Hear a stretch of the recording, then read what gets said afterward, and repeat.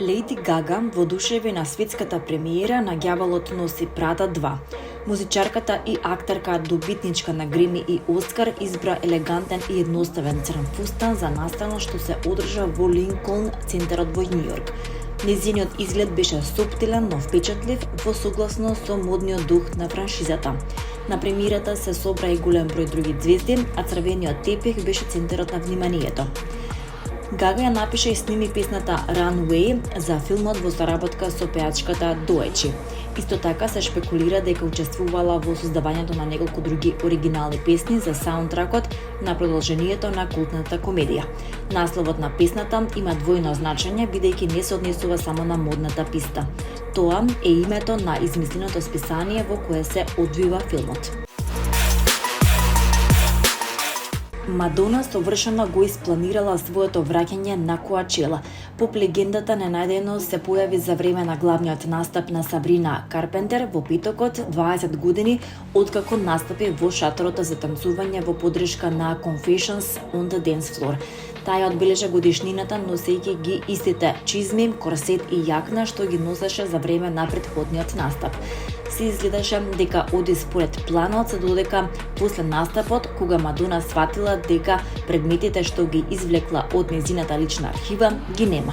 Во објава на Инстаграм таа напишала дека исчезнале јакна, корсет, фустан и други предмети од нејзината гардероба и замолува за нивно безбедно враќање. Ова не е само облека, тие се дел од мојата историја, пишува Мадона, додавајќи дека се надева и се моли предметите да бидат вратени, за што нуди и соодветна награда.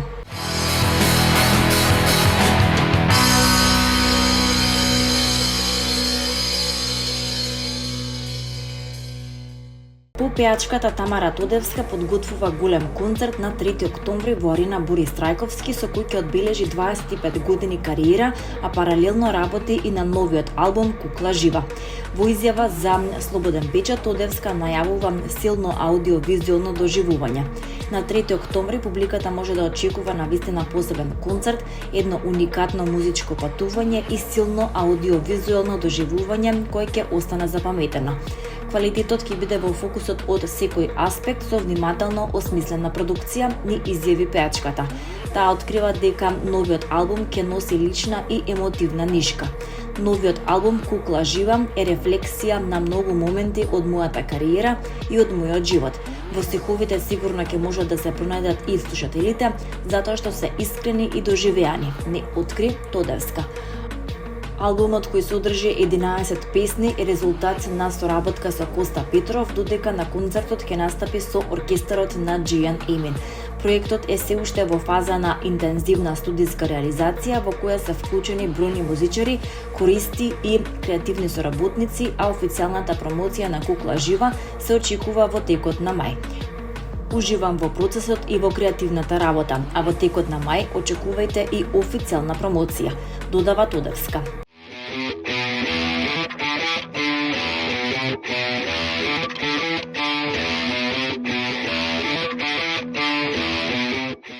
Издавачката куќа Сакам книги ги најави своите годишни активности на сајмот на книга во арената Борис Трајковски, каде под мотото "Среќата изгледа вака" ќе понуди 14 нови сајмски изданија, повеќе од 400 претходни наслови и попусти до 60% со програма наменета за читатели од сите возрасти и различни книжевни вкусови. На штандот на издавачката куќа посетителите ќе можат да најдат нови трилери, романси, историски драми, детска литература и книги за личен развој, додека паралелно ќе бидат достапни и стотици претходни изданија по намалени сајмски цени. Од Сакам книги вела дека годинава акцентот е ставен на разновидноста, но и на можноста секој посетител да се замине со книга што ќе ја почувствува како лично откритие.